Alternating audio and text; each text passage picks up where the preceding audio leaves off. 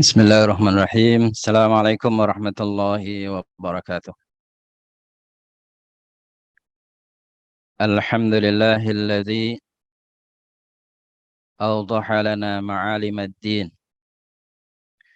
wa manna alaina bil kitabil mubin. Syara'a lana minal kitabi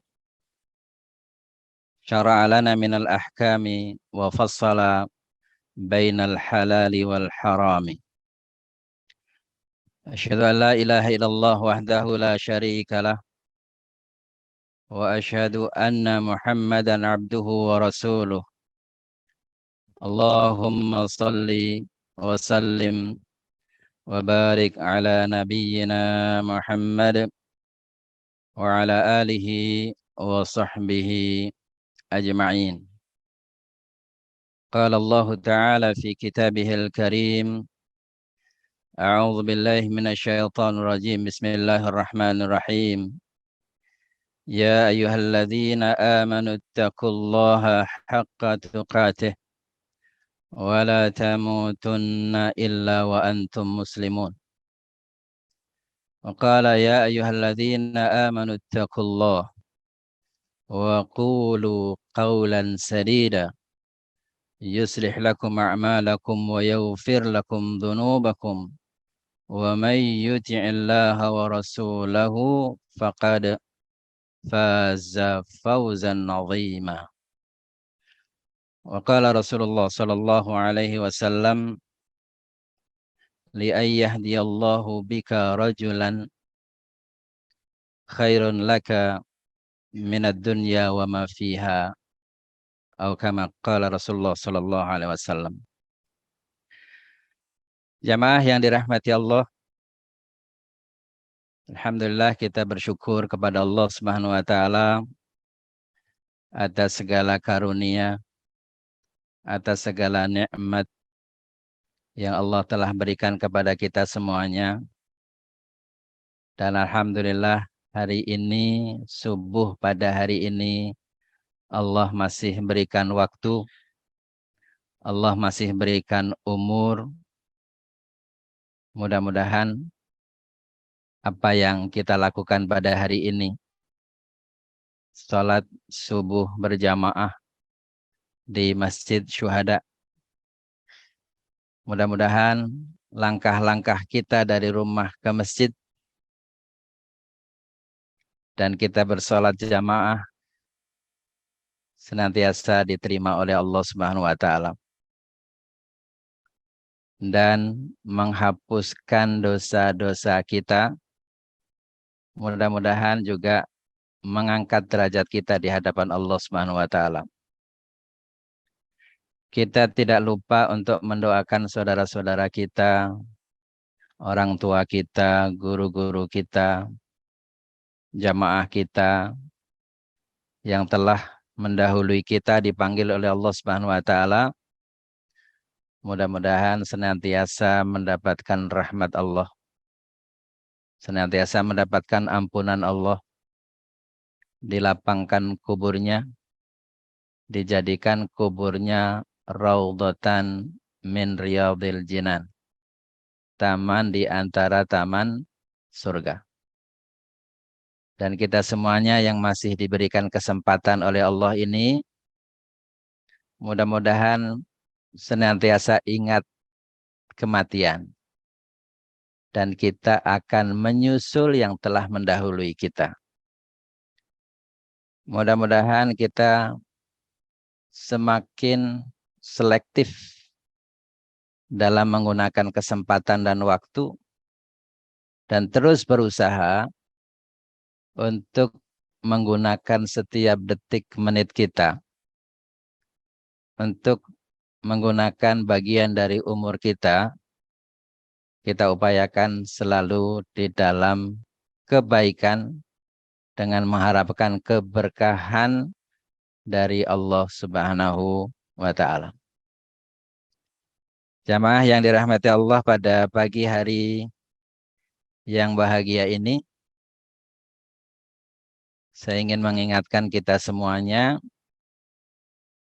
bahwa bersyukur kita diberikan hidayah oleh Allah Subhanahu wa taala dan dipilih oleh Allah Subhanahu wa taala menjadi orang-orang yang mengikuti tuntunan Allah dan tuntunan Rasulullah Shallallahu Alaihi Wasallam.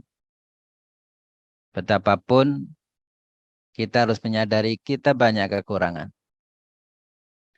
kita banyak khilaf, kita banyak dosa, kita juga masih banyak maksiat. Di satu sisi kita syukur atas hidayah ini dan kita terus berdoa. Di dalam sholat kita juga terus berdoa kita, ihdina siratal mustaqim. Tunjukilah kami ke jalan yang lurus. Maknanya sabitna ala siratil mustaqim. Teguhkanlah kami di jalan yang lurus ini. Kita terus berdoa. Mudah-mudahan Allah berikan kepada kita sampai akhir hayat kita dijaga keimanan kita dengan husnul khatimah. Menyadari kekurangan kita sebagai manusia, kelemahan kita sebagai manusia, maka kita harus memperbanyak istighfar, memperbanyak istighfar, dan banyak untuk bertaubat. Harus kita menyadari banyak salahnya. Ada salah melalui mulut kita, ada dosa melalui mata kita, ada dosa melalui telinga kita, ada dosa melalui tangan kita, dan seterusnya. Dan ada saatnya nanti mulut kita terkunci, dan semua anggota tubuh kita akan bersaksi terhadap apa yang kita lakukan di dunia yang fana ini. Maka semakin selektif. Apalagi ketika umur kita sudah bau tanah. Sebenarnya kita nggak tahu kapan kita akan kembali di bawah tanah. Tapi kita berasal dari tanah. Kita harus berpikir dan menyiapkan betul sekarang ini bahwa di balik 1,2 meter itu kurang lebih rumah masa depan kita. Bagaimana itu menjadi taman di antara taman surga. Kalau kita lihat di atasnya cuma begitu aja tuh. Kalau lihat di mana nih depan kita nih, jalan layur. Sekarang ditutup ya, kecuali untuk tumpang saja. Ya mungkin kita akan di situ, mungkin kita akan di tempat lain, mungkin ada di kampung kita, tempat kelahiran kita, mungkin di mana kita tidak tahu. Tidak penting di mananya. Tetapi bagaimana kita menyiapkan di balik itu semuanya, di bawah dua nisan itu kelihatannya cuma begitu. Bahkan kelihatannya mungkin gersang. Tetapi di bawahnya itu menjadi taman di antara taman surga. Membangunnya kapan? Sekarang. Kapan kita menaruh bangunan-bangunan itu indah? Bagaimana taman-tamannya indah? Bagaimana kira-kira dalam ilustrasi kita ada air mengalir, ada tempat yang indah, ada tempat yang nyaman, dan terusnya masih gaib. Tapi doa yang diajarkan kepada kita adalah Allahumma ja'al qabrahu raudhatan min riyadil jinah. Jadikanlah kuburnya itu taman di antara taman surga. Maka kita harus menyiapkan itu. Dan kesempatnya sekarang ini. Maka di antara keberkahan hidup ini dan di antara keberhasilan hidup ini nanti akan ditandai dengan husnul khotimah. Dan ditandai nanti ketika kita dimakamkan itu ternyata makam kita itu disambut dan di situ ada taman di antara taman surga. Jamaah yang dirahmati Allah, maka ini yang harus terus kita rindukan. Kalau kuburannya ada taman di antara taman surga, maka insya Allah nanti ujungnya adalah surga Allah Subhanahu wa taala yang sudah disiapkan untuk orang-orang yang beriman. Maka kalau mengingat ini, tidak ada yang perlu kita sombongkan. Tidak ada yang perlu kita merasa tinggi di hadapan orang dan manusia yang di antara kita. Tidak ada. Yang kita banggakan apabila seluruh yang Allah berikan itu menjadi wasilah di antara wasilah untuk masuk ke surga. Yang kita menjadi bangga kalau kesempatan yang diberikan oleh Allah menjadi sarana untuk menghantarkan kita ke surga Allah Subhanahu wa taala. Itu baru kita bangga. Baru kita, oh inilah keberhasilan hidup. Oleh karena itu dalam kesempatan yang berbahagia ini, saya ingin mengingatkan banyak ayat sekali, tetapi saya ambil beberapa ayat saja mengingatkan kepada kita, salah satu keberkahan waktu kita, kemanfaatan waktu kita, tambahnya kebaikan di dalam waktu dan umur kita, ketika kita memanfaatkan detik dan menit kita ini untuk senantiasa berpikir berbuat kebaikan. Fastabiqul khairat. Kita berlomba mendahului orang dalam kebaikan dan mengajak orang untuk berbuat kebaikan. Tentu baiknya menurut timbangan Allah. Tentu baiknya menurut ukuran Allah dan Rasulnya, bukan versi manusia, bukan versi kita, bukan kemauan kita, tetapi adalah versinya Allah. Apa ukurannya? Al-Qur'anu wa sunnah. Udah nggak ada ukuran lain. Al-Qur'anu wa sunnah. Quran dan sunnah itulah ukuran kebaikan yang terus kita usahakan kita mengikuti dan mengajak orang untuk mengikuti dalam kebaikan yang diajarkan oleh Allah dan Rasulnya.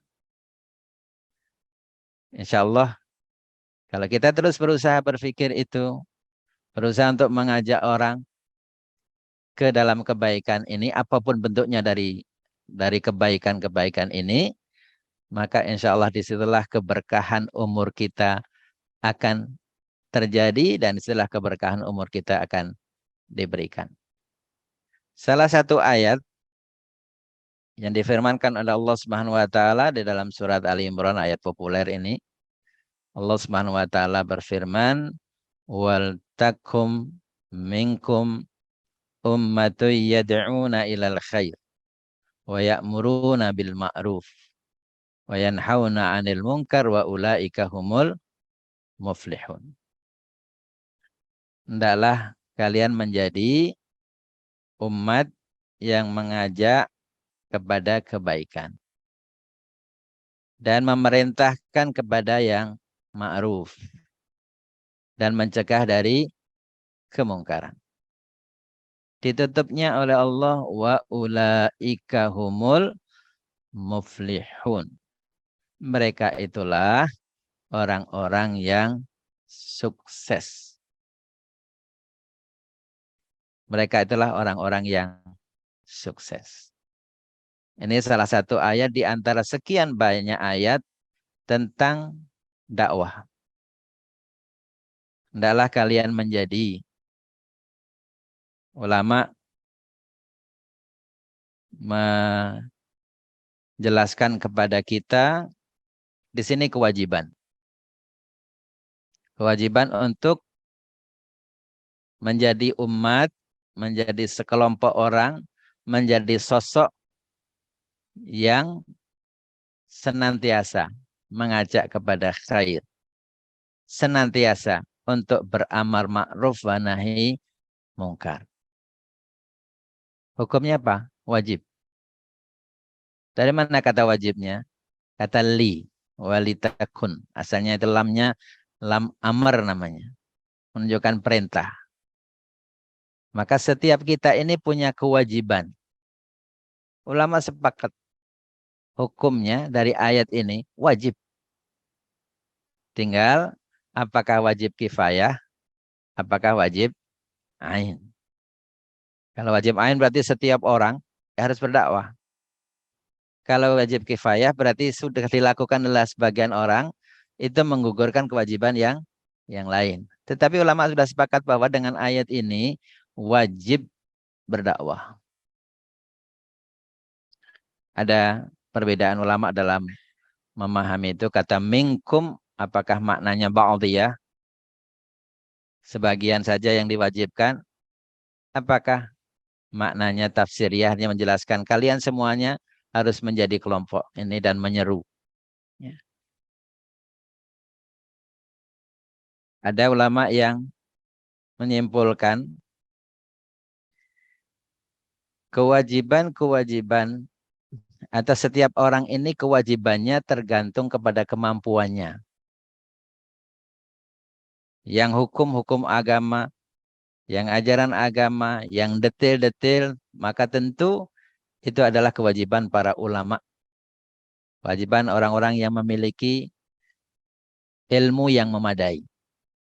Tetapi ada hal-hal kecil, tidak ada orang yang tidak bisa mengajak orang. Maka itu juga kewajiban. Teman sebatas dengan kemampuannya. Maka keberkahan hidup kita ketika kita terkait dengan ini. Apakah melalui lisan kita? Apakah melalui kelembagaan?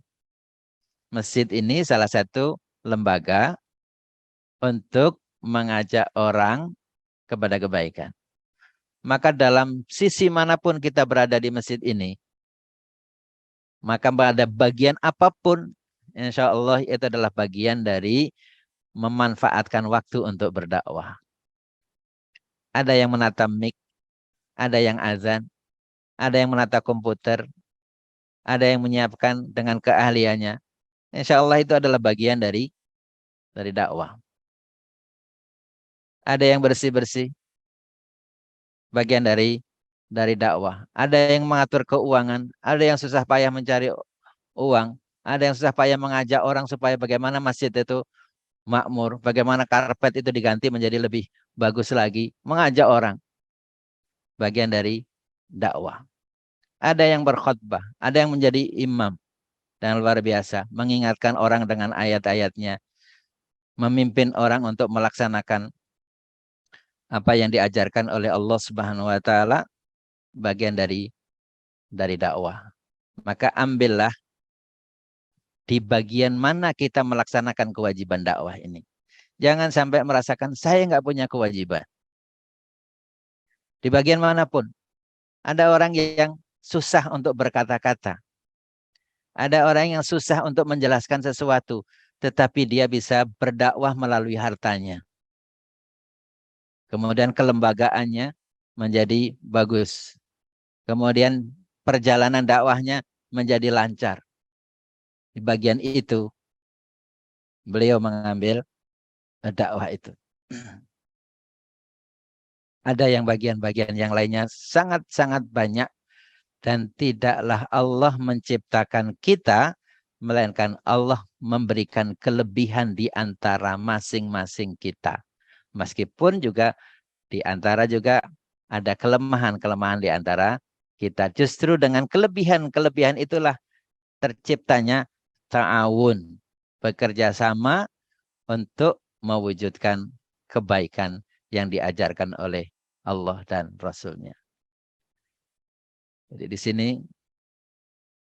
kewajiban berdakwah ini, kalau saya sendiri cenderung untuk memaknai masing-masing kita punya kewajiban. Tinggal di posisi mana yang kita harus ambil, di tingkatan mana yang kita mampu untuk melaksanakan. Ini yang harus kita ambil. Tidak ada orang yang tidak bisa mengajak, Bu, yuk kita belajar.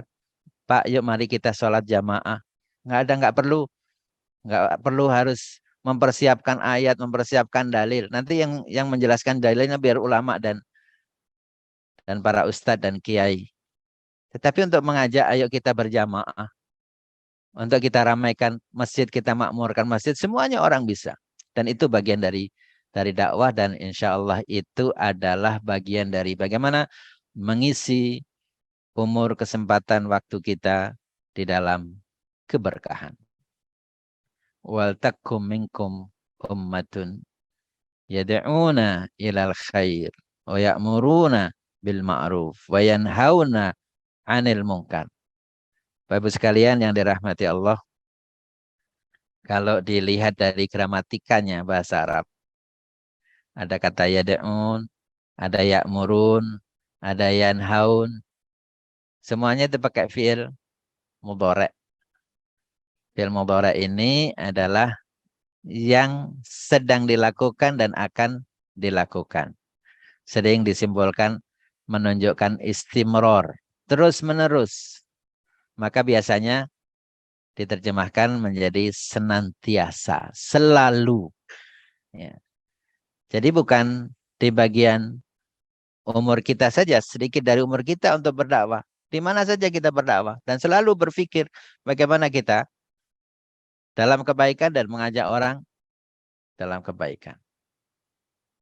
Mengajak, mengakui dosa kita dan istighfar itu dalam kebaikan. Karena kita merasakan kelemahan. Ada kelemahan di kita. Ada dosa melalui mulut kita. Yuk kita banyak istighfar. Yuk kita muhasabah diri. Dan kemudian kita bersama-sama di rumah kita masing-masing mengakui dosa-dosa kita di hadapan Allah Subhanahu wa taala, kita ingatkan. Sekarang banyak alat-alat yang canggih melalui HP kita yang kecil bisa berbuat banyak di situ. Bisa mengingatkan orang, bisa mengajak orang, bisa memberi ilmu kepada orang, bisa mencari duit juga di situ. Ini alat yang sangat luar biasa. Ada grup-grup yang ada grup hafalan Quran, ada grup sholat jamaah, ada grup pengajian, ada grup macam-macam.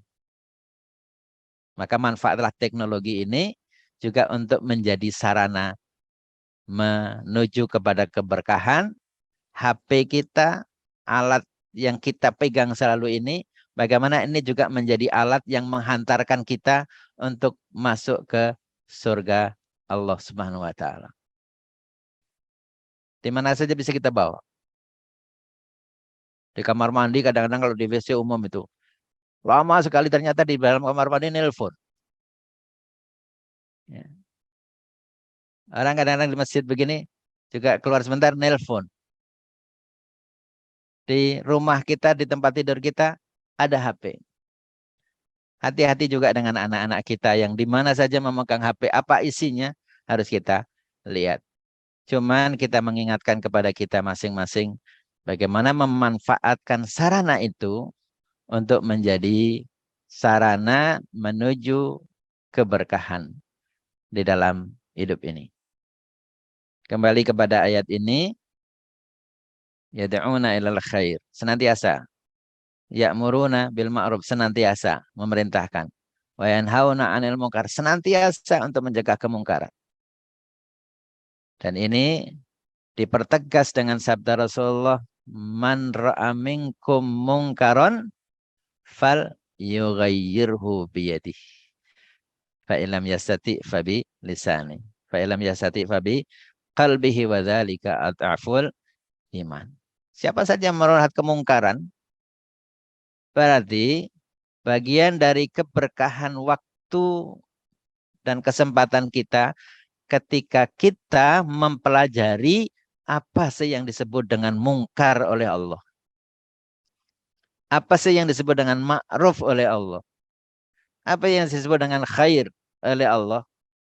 Nah, patokan-patokan ini kita pelajari dan kita menggunakan waktu untuk mengerti.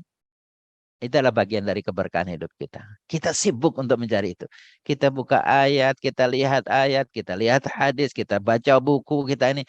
Untuk apa? Supaya tahu ini yang namanya kemungkaran. Sehingga kita harus man ra'a minkum mungkaran falyughayyirhu biyadihi. Robah itu dengan tanganmu. Falam yastati fabi lisani. Kalau nggak bisa dengan mulutmu. Kalau nggak bisa juga dengan hatimu mengingkari itu, nggak ikut-ikut. Wadzalika at'aful iman, dan itu selemah-lemah iman. Kalau kita nggak tahu itu yang disebut mungkar, kita nggak mau belajar, kita nggak mau mengetahui ini loh yang disebut mungkar oleh Allah. Bagaimana kita akan merubah kemungkaran itu? Maka menggunakan waktu kita, umur kita, detik dan menit kita untuk mengetahui ini loh yang disebut mungkar. Supaya saya bisa melaksanakan perintah Rasulullah SAW. Man ra'a minkum mungkaron. Apa tindakannya? Harus ada tindakan.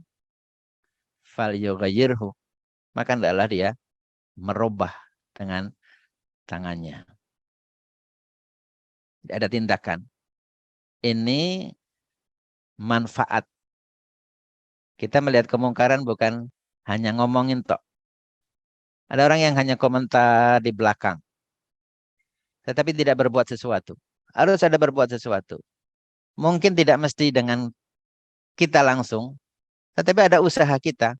Bagaimana supaya sesuatu yang disebut mungkar itu berubah. Mungkin bukan melalui diri kita. Melalui orang itu. Kita sampaikan orang itu. Pak RW misalnya. Ada di tangga kita. Pak RT ada di pos sana. Begini, begini, begini. Tolong Pak RT itu bagaimana supaya tidak. Kalau kita langsung mungkin akan ada masalah. Tetapi dengan kekuasaannya Pak RT. Dengan kekuasaannya Pak RW. Bisa jadi itu kemudian berubah. Ini bagian dari tindakan real ketika melihat kemungkaran. Fal yughayyirhu. Ada tindakannya. Di bagian mana kita merubah, dengan upaya apa kita merubah, tidak boleh kita diam saja. Nah, setelah kita berpikir, ini enaknya bagaimana ya merubahnya. Ini dengan siapa yang merubahnya. Kalau bisa, sendiri nggak apa-apa. Dirubah. Kita ingatkan. Mungkin nggak bisa berubah langsung, tetapi ada upaya untuk di situ merubah.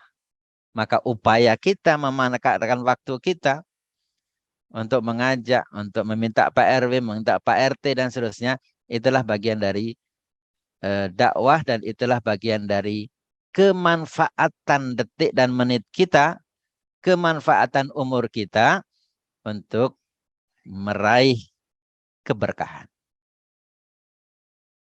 Ini kalau Pak RT, Pak RW. Bisa juga ke Pak Lurah. Bisa juga ke Pak Camat. Bisa juga ke Pak Wali Kota. Bisa juga kepada Pak Gubernur. Bisa juga kepada DPR, DPRD. Bisa juga ke Pak Presiden. Atau Pak Presidennya berbuat mungkar, kita ingatkan. Pak Gubernurnya salah. Perlu ingatkan apa enggak? Harus kita ingatkan. Kita salah diingatkan, orang lain salah kita ingatkan.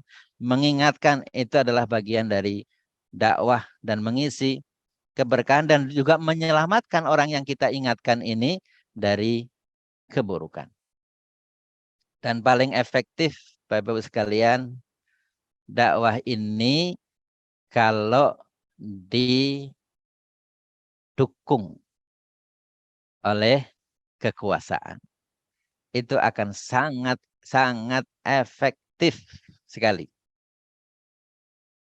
Maka sebagian ulama mengatakan ya'muruna bil ma'ruf wa yanhauna 'anil munkar. Itu akan bisa terlaksanakan dengan baik apabila dilaksanakan oleh yang diamanai untuk berkuasa. Karena yang disebut memerintah, ada orang bawahan merintah atasannya? Nggak ada. Ada bawahannya melarang atasannya? Nggak ada. Yang mampu untuk melarang, yang mampu untuk memerintah siapa? Yang punya kekuasaan. Pak RT, Bapak Ibu, warga, tolong mari besok kita kerja bakti. Perintah. Meskipun sifatnya tidak, kalau ada SK apa namanya, Kepres misalnya, atau Pergub misalnya, atau Perda misalnya, atau undang-undang misalnya. Tapi itu punya kekuasaan. Baru bisa memerintah. Maka kalau umat Islam lemah, maka amar ma'ruf nahi mungkarnya juga akan lemah. Tapi kalau umat Islam punya kekuasaan, maka sangat efektif.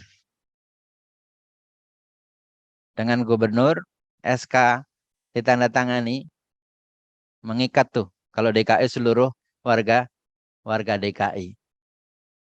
Ada tempat maksiat. Mungkin kalau kita rombongan masjid syuhada ini ke tempat maksiat itu cuma berkoar-koar kan. Meskipun itu bagian dari upaya itu. Tutup tempat ini.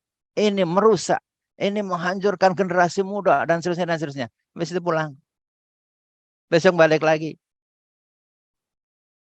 Tapi begitu kita bisa memilih gubernur atau pemimpin kita yang punya kekuatan tanda tangan karena dipilih oleh masyarakat se-DKI ini, dimilih oleh masyarakat se-Indonesia, dan dia memiliki visi misi amar ma'ruf nahi mungkar, maka dengan selembar kertas ditandatangani dalam sekian detik mengikat menjadi perintah yang sangat kuat sekali.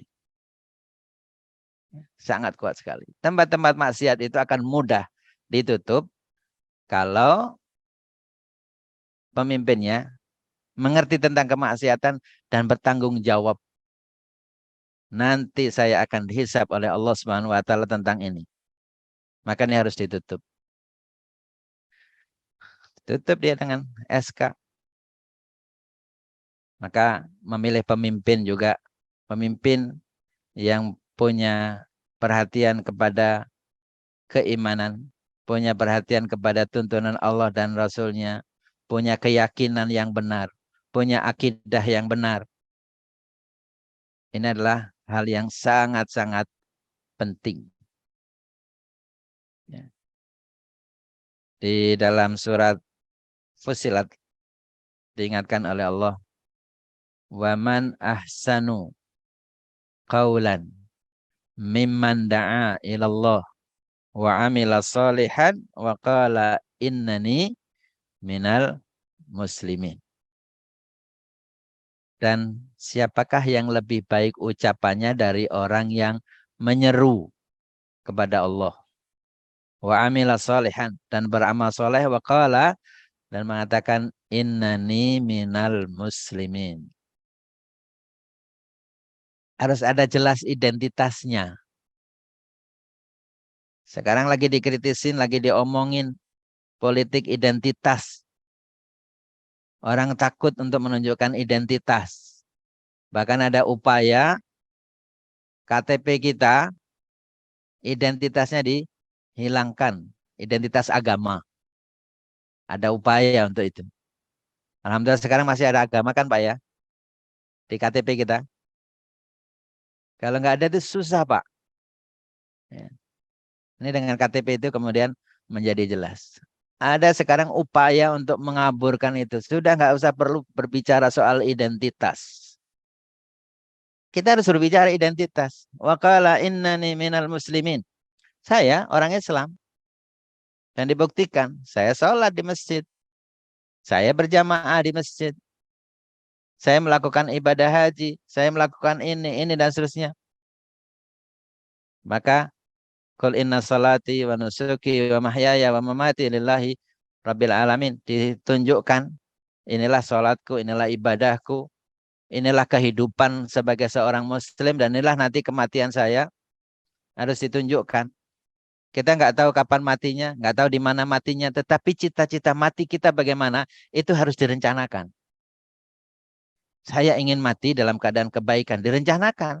Maka kita terus berusaha itu. Saya ingin husnul khotimah, direncanakan. Dan berusaha untuk kebaikan. Di mana matinya? Nggak penting bagi kita. Kapan waktunya? Sudah nggak penting bagi kita. Karena itu sudah ditentukan oleh Allah Subhanahu wa taala. Tetapi kewajiban kita untuk merencanakan itu. Maka dimanapun posisi kita, harus punya andil untuk menghadirkan kebaikan dan untuk menunjukkan identitas kita. Maka kita pilih orang-orang yang memiliki identitas sesuai dengan agama kita. Itu adalah hal yang sah dan dilindungi oleh undang-undang. Harus punya identitas. Kalau nggak punya identitas, dan di agama kita sangat rigid juga dalam urusan sangat detail urusan-urusan itu. Anak kita perempuan misalnya dilamar, harus jelas yang lamar siapa ini. Harus jelas. Bukan sekedar lihat fisiknya dia tampan dan ganteng, pakai pakaian jas yang mewah atau pakai mobil yang mewah, kemudian wah ini calon mantu yang hebat. Tidak demikian yang diajarkan oleh agama. Dilihat yang pertama kali adalah soal ini apa identitasnya, agamanya apa, harus dilihat. Dan begitu juga yang lain-lainnya, sehingga ketika kita menyekolahkan anak-anak kita, cucu kita juga akan dilihat siapa nih guru-guru yang mengajarkan, yang akan memberikan ilmu kepada anak-anak kita, dilihat identitasnya apa. Ya. Harus sangat jelas.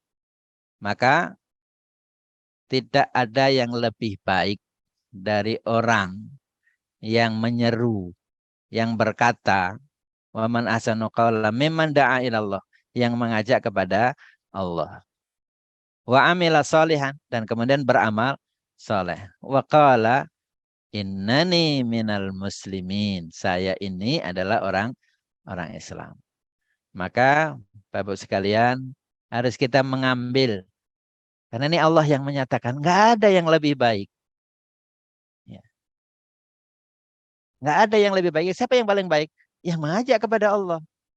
Cuman bagaimana caranya? Kita mengambil bagian yang kemampuan kita.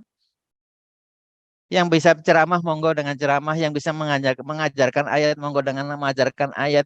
Yang bisa mengajarkan hadis dan seterusnya, monggo. Yang bisa mengajarkan TPA, monggo. Apapun kita bisa mengambil bagian itu. Wa amila solehan, dan kita beramal soleh di situ. Kita harus mengambil bagian ini. Kalau kita tidak mengambil bagian itu, rugi. Kenapa rugi? Karena Allah yang menyatakan, "Waman ahsanu qawlam mimman da'a ilallah." Nggak ada yang lebih baik dari orang-orang yang menyeru kepada Allah. Maka monggo kita mengambil bagian porsinya. Berdakwah ini bagian kecilnya, ceramah seperti ini, bagian kecil. Di situ lapangan sangat luas sekali. Bapak Ibu bisa berjalan pagi sambil olahraga. Itu adalah bagian sarana untuk kita berdakwah dengan olahraga. Di kantor juga bagian berdakwah. Di tempat kerja kita juga bagian berdakwah. Salah satunya tentu ada majelis taklim, ada majelis tafsir, ada majelis hadis, pembekalan-pembekalan, itu tentu saja itulah bagian dari itu. Kita baca Quran bareng-bareng, bagian daripada itu. Kita tadarus bareng-bareng, bagian daripada itu. Tetapi orang, Pak tolong dong, kalau buang sampah jangan di sini. Dakwah apa enggak? Dakwah. Sederhana sekali. Pak, mari jaga kebersihan, kita tata yuk di lingkungan kita supaya hijau, asri, sehingga kita dapat oksigen yang banyak. Ya.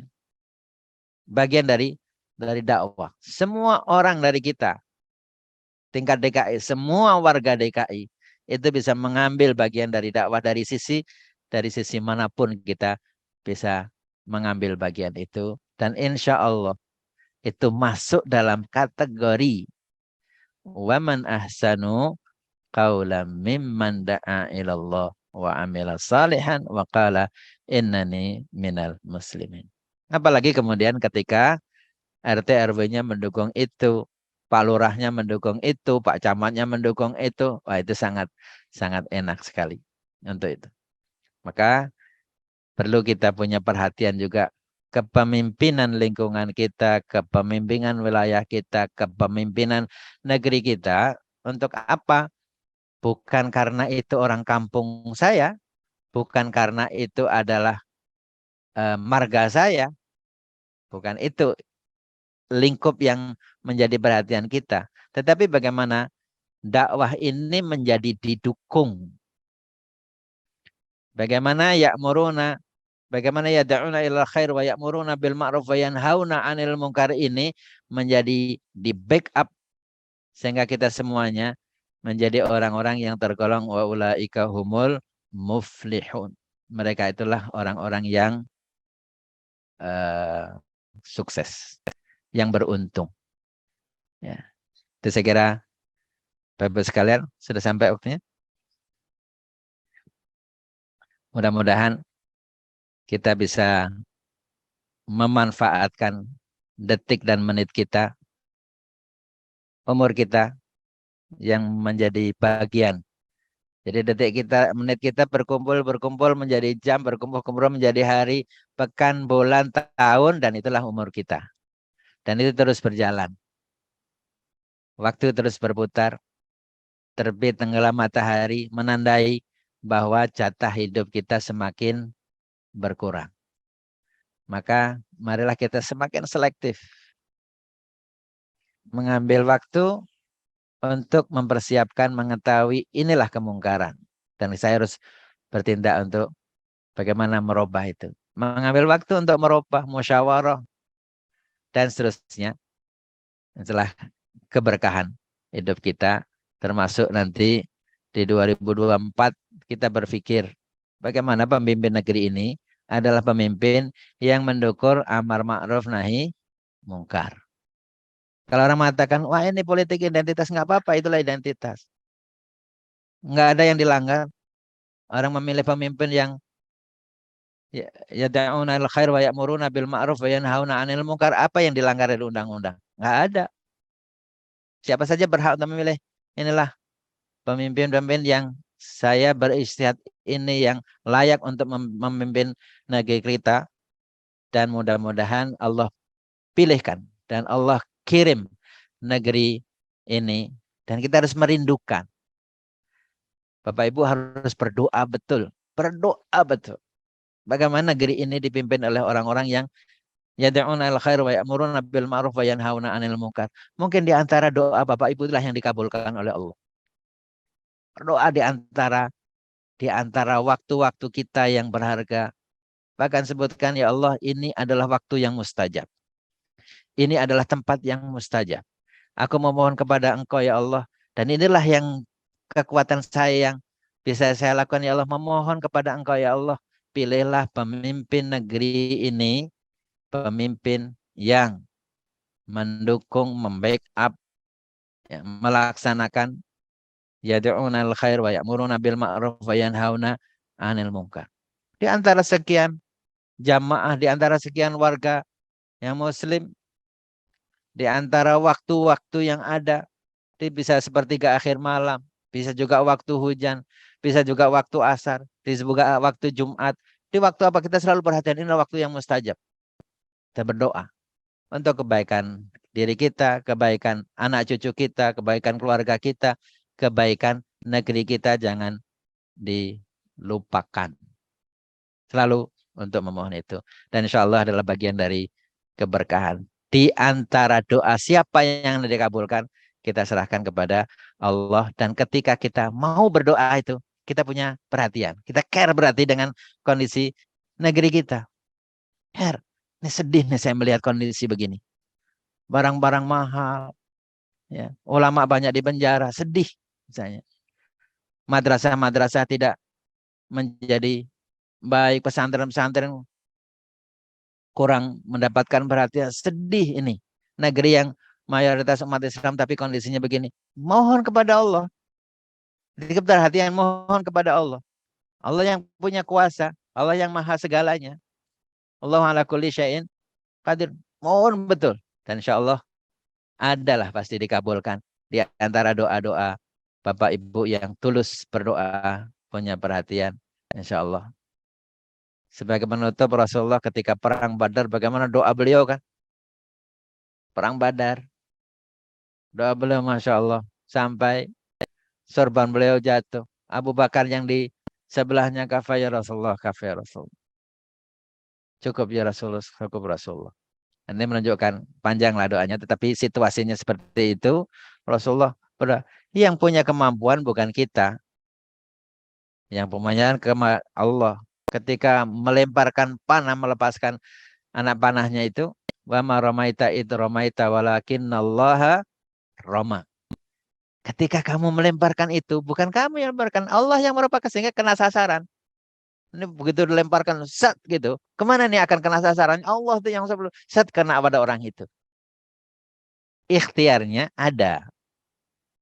Harus ada ikhtiar, selebihnya Allah yang nanti menentukan. Hasilnya nanti Allah. Maka doa bagian dari upaya untuk itu. Sehingga semuanya, ya Allah bangunkan saya nanti sepertiga malam. supaya saya bisa berdoa di waktu yang mustajab dan mohon kepada Engkau ya Allah. Ditunggu tuh waktu mustajab. Kalau waktu Jumat itu, waktu mustajabnya di mana Pak? Di antara dua khutbah di antaranya itu. Itu ditunggu. Wah ini khotib udah mau ini gitu. Tapi kebanyakan kan, bukan kebanyakannya ada. Ada. Tapi ketika kita menunggu waktu itu, kita tunggu nih waktu mustajab. Terserah Bapak doa apa. Tapi jangan lewatkan itu. Ada masalah di anak kita, ada masalah di cucu kita, ada masalah di kegiatan kita, ada masalah di negeri ini. Tunggu nih waktu. Mungkin dalam sekian detik itu kita berdoa. Ya Allah mudahkanlah urusan saya ya Allah gitu. Dikabulkan oleh Allah saat itu. Cuma berapa detik tuh. Karena saat itu kita nggak boleh, setelah itu kita nggak boleh ngomong kan. Nah, kita berdoa. Ya Allah kirimlah pemimpin untuk negeri ini ya Allah. Misalnya. Nah, waktu-waktu yang mustajab itu yang kita tunggu dan kemudian kita mohon kepada Allah Subhanahu wa taala, dan inilah bagian juga memanfaatkan detik dan menit kita untuk menuju keberkahan. Demikian dari saya Bapak sekalian, mudah-mudahan bermanfaat. Apabila ada pertanyaan dipersilahkan. Ya. Jazakallah kepada guru kita Bapak Ustadz Rahman Suhaimi. Di antara bapak-bapak jika ada atau bapak ibu jika ada pertanyaan kami silakan. Mungkin ada yang dari online nih. Jadi Ibu Husna Amel, jika memang ada pertanyaan dipersilakan. Siap Pak. Alhamdulillah. Iya, masih ingat. Ya. Alhamdulillah. Karena Ya. Bu Husna. Ya, Assalamualaikum warahmatullahi wabarakatuh. Waalaikumsalam warahmatullahi wabarakatuh. Ustadz, ada Ya, hadis silakan. yang mengatakan bahwa Rasul itu bersabda, Rasul Shallallahu Alaihi Wasallam bersabda, jihad terbesar adalah mengucapkan kebenaran di hadapan penguasa yang zalim. Tapi di masa kini kemungkaran itu dicari-cari batasannya, tergantung siapa yang melakukan kemungkaran tersebut. Bila dia pejabat yang didukung, maka pendukungnya akan mengambil jalan aman dengan ucapan, hanya Allah yang bisa menilai seseorang itu berbuat dosa atau zalim. Hanya Allah yang bisa menilai seseorang itu berbuat kemungkaran. Nah, apakah pendapat tersebut benar dan bisa dijadikan landasan untuk selalu membenarkan dan mendukung penguasa? Syukran Ustadz. Assalamualaikum warahmatullahi wabarakatuh. Waalaikumsalam warahmatullahi wabarakatuh.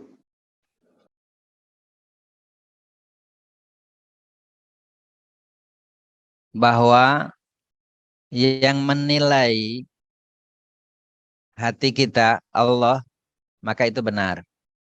Yang menilai, karena kita nggak bisa melihat hati seseorang atau niat seseorang. Tetapi lahiriahnya harus jelas. Bahwa ada yang disebut kemungkaran dan kemudian ini orang melakukan kemungkaran. Maka harus diingatkan. Kalau di versi kita tentu ada undang-undang. Di samping tuntunan Allah Subhanahu wa taala, maka ini melanggar undang-undang atau tidak? Karena nanti yang menjadi patokannya undang-undang yang dibikin DPR bersama pemerintah, perda yang dibikin oleh DPRD bersama pemerintah provinsi misalnya.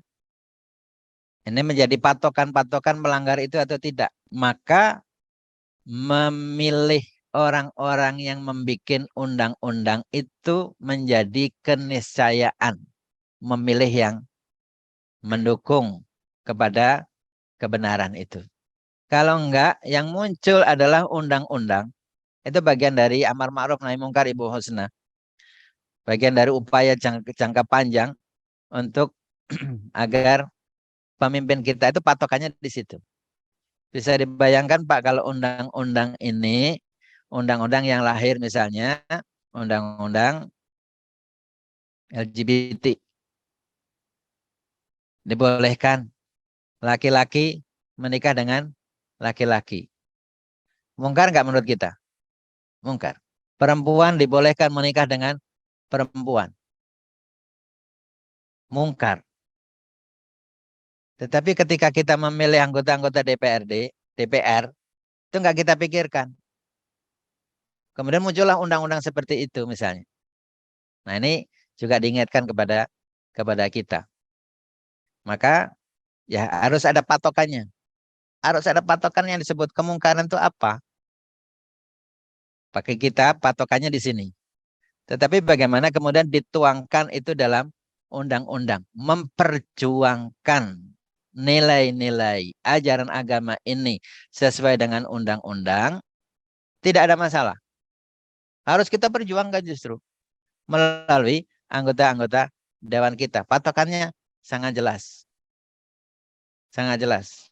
Maka di situ kita berjuang untuk bagaimana supaya undang-undang kita itu adalah undang-undang yang sejalan dengan amar ma'ruf nahi mungkar. Mudah-mudahan nyambung dengan Ibu tadi. Baik. Baik, jazakallahu khairan kepada Pak Ustadz dan Bu Husna. Ada pertanyaan lagi dari Pak Budi, aktifkan mikrofon, apakah ada Oh, tidak. Ada di antara masjid yang hadir di sini yang ingin tanya, silakan. Mungkin nambah ini dari kami di masa pertanyaannya. Mengenai tadi dalam ayat Al-Imran itu 3 kata yang Ustaz dia menggunakan yang menggunakan ayat Al-Imran. Nah dalam apa namanya seharian itu mungkin ya diuna ya muduna tadi bisa sampaikan dan kelihatannya memang mudah. Nah bagi kami atau bagi sebagian kami mungkin yang hauna ini melarang orang ini seringkali berbenturan dengan dalam tanda kutip adat atau kultur gitu loh di mana orang Indonesia kalau keinjak kakinya aja minta maaf dulu Ustaz. Nah ini dalam konteks ini kesulitan dalam melaksanakan perintah untuk melarang yang hauna anil munkar ini bagaimana menyikapinya dengan budaya kita ya yang nggak enakan terhadap orang lain. Ya. Ya kita ikutin. Bukan ada ud'u ila sabili rabbika bil hikmati wal mau'izatil hasanati wajadilhum billati ya ahsan. Itu bagian dari cara ya, uslub dakwah kita. Cari cara yang kira-kira pas dengan orang yang kita akan ajak. Kita lebih muda, orang lebih tua. Orang muda melarang orang lebih tua kelihatannya nggak pas. Bagaimana cara kita pilih cara ini supaya pas nih cocok dengan orang tua. Contoh misalnya gini, Bapak, Ibu sekalian. Ada Bapak, Ibu atau masyarakat lah, masyarakat biasa pakai makan tangan kiri. Padahal itu tidak sesuai dengan tuntunan Rasulullah SAW. La ta'kul bishimal. Fa inna syaitana ya'kulu bishimal. Jangan makan dengan tangan kiri. Karena yang makan pakai tangan kiri itu setan. Gitu. Tapi kalau Pak jangan makan tangan kiri, Bapak seperti setan. Marah nggak kira-kira? Nah itu kadang-kadang melalui cucunya itu lebih mudah. Bapak-bapak, ibu-ibu yang mengajar di TPA, ngajar di TK, gitu, diajarin itu. Dan anak-anak itu cepat sekali menyerap. Bukan sedang menyerap nilainya, bahkan hafal itu hadisnya. Sangat mudah anak-anak. Kalau kita mengulang 50 kali, dalam 1 menit lupa lagi. Kalau anak-anak begitu sampai sekali, 2 kali, hafal. Nah itu, begitu pulang nanti pesan ya sama ibu, mama, sama papa. Kalau ada yang makan pakai tangan kiri, diingatkan ya gitu. Diingat sama cucunya. Kelihatannya nggak langsung. Maksudnya kelihatannya nggak ini itu. Tapi itu mengena itu. Pak, jangan pakai tangan kiri seperti setan nanti. Kalau ingatkan anak-anak, cucunya kan lucu-lucu saja gitu. Tapi kalau sering diingatkan, itu menjadi ini. Dulu ada orang tua wudhunya kurang benar. Nah, kemudian Hasan dan Hussein ingin mengingatkan itu. Bagaimana nih caranya nih mengingatkan orang yang sudah tua? Kalau kita anak-anak mengingatkan tentu susah. Maka kemudian dua orang ini mengadakan lomba, menurut ceritanya begitu. Mulai lomba, Pak, mohon maaf, kami akan berlomba. Siapa di antara kami yang wudhunya sesuai dengan sunnah Rasulullah? Intinya apa? Intinya mengingatkan Pak gini loh caranya sebenarnya. Wudhu yang sesuai dengan sunnah Rasulullah. Nah, maka ini ingin menunjukkan sebenarnya kepada orang tua ini, Bapak wudhunya nggak benar, tidak sesuai dengan Rasulullah. Kalau disampaikan latar begitu, tapi pakai cara. Dan cara ini adalah penting. Bagaimana sesuatu itu sampai dengan baik, maka telah udhur ila sabili rabbika bil hikmati. Cari cara yang tepat. Cari cara yang tepat. Tidak mesti harus dengan bahasa kasar. Memang substansinya merubah itu. Tetapi bisa kita dengan stiker, bisa juga dengan ini. Tapi itu Pak, harus dipikirkan cara juga. Ketika awal-awal Rasulullah SAW diutus, di sekitar Ka'bah ada apa? Berhala. Apakah Rasul langsung menggempur berhala-berhala itu? Tidak. Yang dirubah oleh Rasulullah, diupayakan untuk didawai berhala yang di sini. Dirubah nih. Dengan susah payah itu. Rasulullah sampai dilempari kotoran, Rasulullah sampai diusir Rasulullah. Untuk merubah apa? Merubah sini. Ini dulu. Nanti kalau ini berubah, itu akan dirubah sendiri itu. Oleh orang yang ininya sudah berubah. Tapi kalau ininya belum berubah, tapi fisiknya itu dirubah, maka yang terjadi adalah berantem luar biasa dan itunya dibangun lagi. Tapi kalau ininya dirubah, maka otomatis itu akan dirubah sendiri. Akan dirubah sendiri. Nah, inilah yang harus diupayakan untuk bagaimana dari sisi uslub. Ya, uslub ini mana yang efektif. Kadang-kadang tidak harus melalui kita langsung, tetapi kita berpikir mana ini yang tepat kira-kira begitu. Untuk itu. Ya gitu Pak, kira-kira. Uslub itu penting. Ya. Baik, mengingat waktu juga sudah lebih dari 20 menit. Kita ucapkan jazakallahu khairan katsiran kepada guru kita, Bapak Ustaz Abdul Rahman Suhaimi SGMA. Ini sedikit ini Pak Yusril tadi dicari oleh Pak Ustaz. Alhamdulillah beliau hadir dan Masya Allah. ikut kajian kita. Masya Allah. Masya Allah. Assalamualaikum Pak Yusril. Alhamdulillah.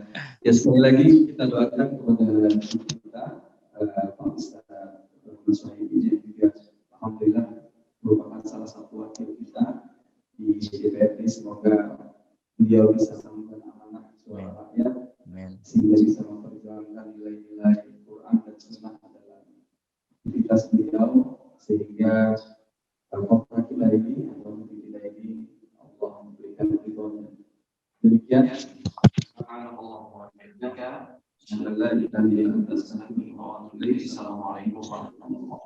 warahmatullahi wabarakatuh.